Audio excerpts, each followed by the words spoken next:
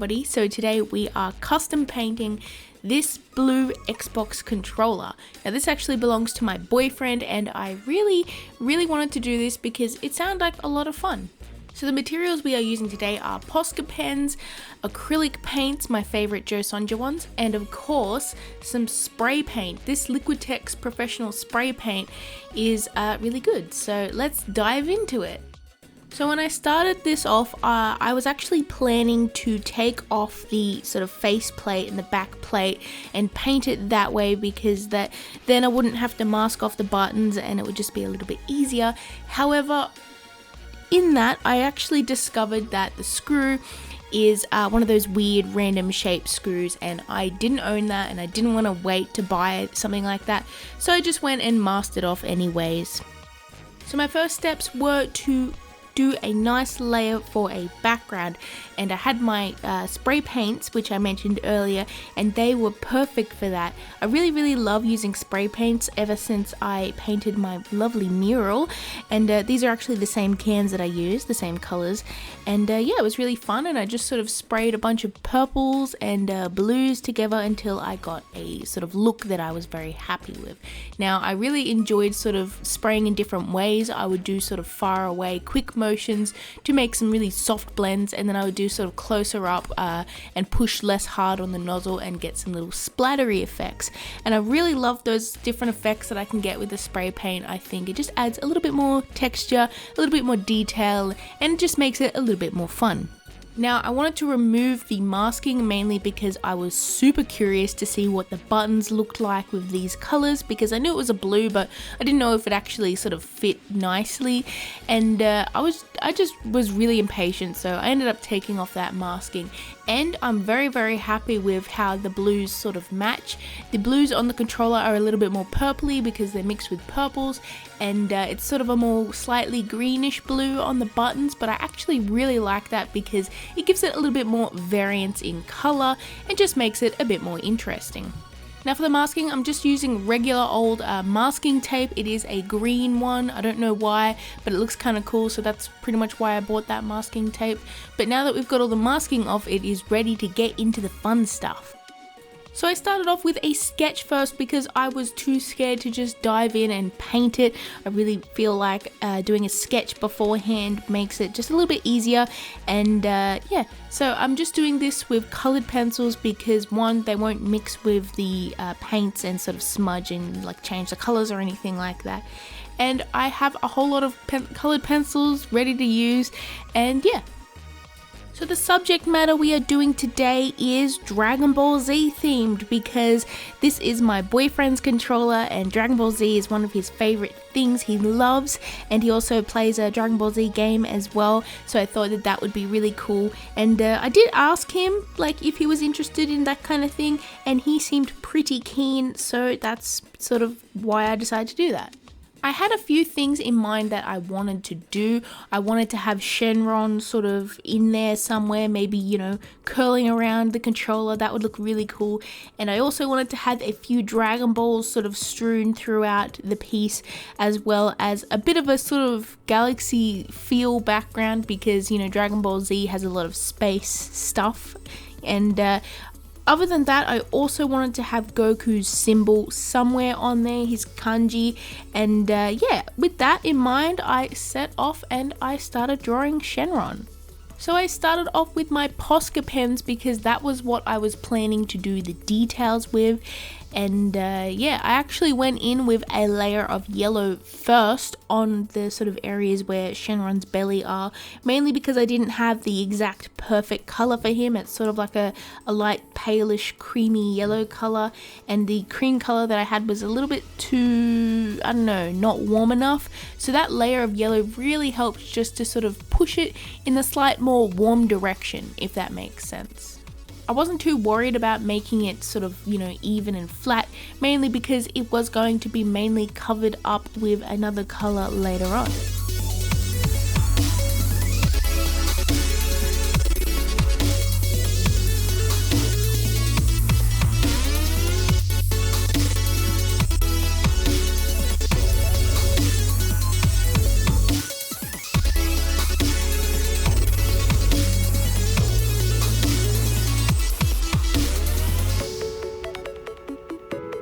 Now that I'm going over with that creamy color, I'm being a little bit more precise. I'm being a little bit more careful with this part because this is actually color that is going to show on the final product, and I wanted it to look nice. Now with these Posca pens, you do have to shake them up quite a bit, mainly because if you don't have the paint in there completely mixed, it can be a little bit more transparent, if that makes sense, and you really don't want that. So you got to sort of shake it up a lot, and they work out pretty well when you do that. Now with the Dragon Balls, I couldn't find the perfect orange. I did originally buy a light orange, but it was a little bit too on the red side. It was a bit too much of a reddy pinkish orange, and with the Dragon Balls you really want like a warm yellowy orange. So I decided to go in with my acrylic paints to do just the Dragon Balls so that it was the right color. And the acrylic paints I'm using are Joe Sonja's Matte Flow acrylics. They are my favorite acrylic paints. They are perfectly acrylic, however they don't have that glossy sheen that acrylics have, you know, that sort of plasticky look. They look a little bit more like gouache in the finished product because they have this sort of matte mixed into them, and I love them so much. They are so beautiful and so vibrant.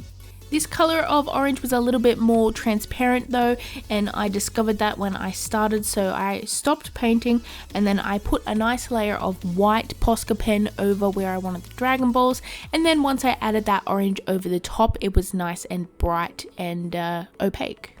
Now onto the green for Shenron, because he's this big green amazing dragon and I love dragons, so I had to do him. But I used a few different greens in this, mainly because he does have like this sort of sheen on him, a bit of gloss, and I wanted to have a bit of highlights there. So I used a green Posca pen and also a light green iron lac pen, which is basically the same thing as Posca pen, just a different brand.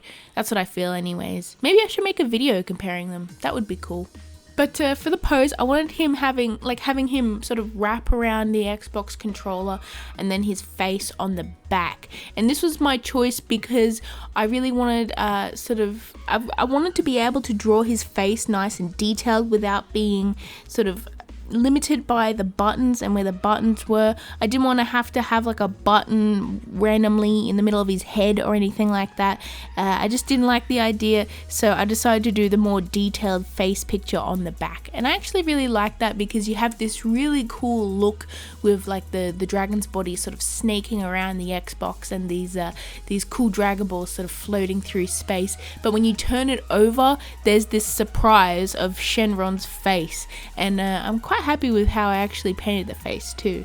Now for those Dragon Balls, I really wanted to make them sort of like shiny and soft and like, you know, look like a Dragon Ball. So I decided to go with that yellow orange that I was talking about before, but also have a layer of yellow around the outside too, just to make it look like it's glowing a little bit. And for the highlights of Shenron, of course, I did that bright green iron lac sort of marker, I forgot the word, and yeah, with all these sort of effects, just to try and add a little bit more detail and a little bit more highlights and just make the colors look a little bit more bright, if that makes sense, because the controller is this nice sort of dark purpley blue, and I really wanted to have these bright highlights that just sort of pop off the background and look really cool.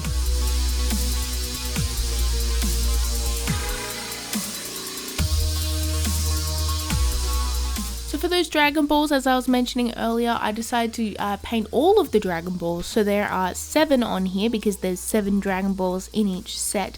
And for the stars, I went with my red Posca pen, and I could have made them a little bit better looking if I had a thinner red marker. But overall, I'm pretty happy with them, and I think they look pretty cool. I also used that same red marker to go along the sort of red lines along his body, because he sort of has this sort of red trim in between the belly section and the back section of his body, and I really like the look of that because the red just clashes really nicely with the green while still looking like it fits in with the sort of creamy colors, and it looks good. Overall, Shenron, great design for a dragon. I love him. For his horns / antler thingies, I did use 2 iron lac pens. I do have a couple iron lac brand paint pens, mainly because that was just what was available at the time when I was buying them. And yeah, I used the brown and a sort of slight lighter brown color, and they worked pretty well. Now onto the line art section. This is where the designs sort of come together and just look so much better, because we have all of this color splashed on here, but I'm using the line art to sort of add the final details and just define it a little bit better, maybe add a little bit of shading here and there.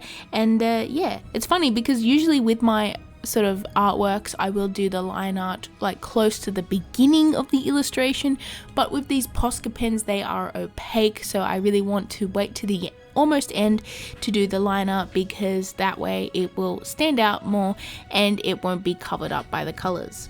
And yeah, I have to say, with the line art, that's where Shenron's face really shines, because we have all of these little details. We have the eyes, we have the teeth, we have the sort of frilly hair things on either side of his head, and the textures on the horns. And you can't really get that with the Posca pens unless you have line art, or at least a darker color that you can do like more details. But I'm a little bit limited with the colors. But yeah, I really had so much fun doing the line art in this, because it just started to show all of the details better, and it was all coming together and just looking so much, I don't know, so much more detailed, if that makes sense. And it was fun and I loved it.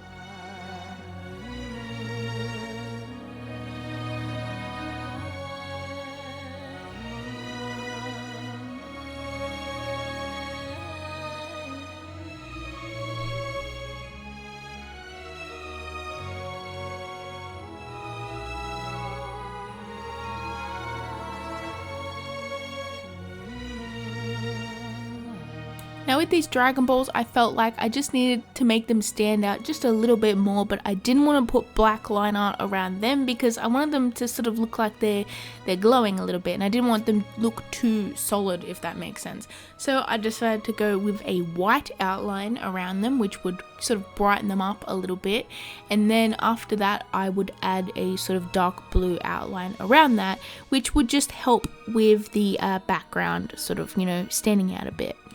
After this, I decided I really like that look of the white outline, so I put that around Shenron as well. Mainly because he is like this magical dragon dude, and I wanted him to look like he was glowing and maybe using his magic, I don't know, but it looks pretty cool.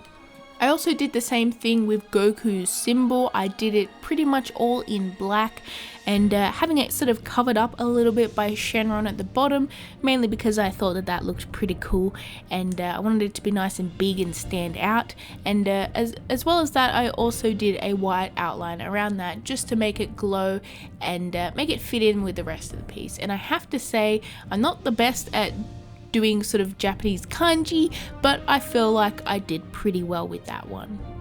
Now finally, it is time to do a few stars here and there. I didn't want to go overboard, but I did want it to look a little bit like a sort of space sort of theme, so I did a bunch of stars in little sections. And here is the final results, and to be completely honest, I love this so much. This was super fun to do, and I really want to do another one, maybe a PlayStation controller or a Nintendo Switch controller. I have all the consoles, so I probably could do that. So anyways, thank you all so much for watching. I hope you had fun watching this. This was super fun for me, and let me know in the comments below what you think about this artwork, and any ideas for a future controller customization like video. Give me your ideas. I think I might do them. Anyways, I'll see you in my next video. Bye everyone.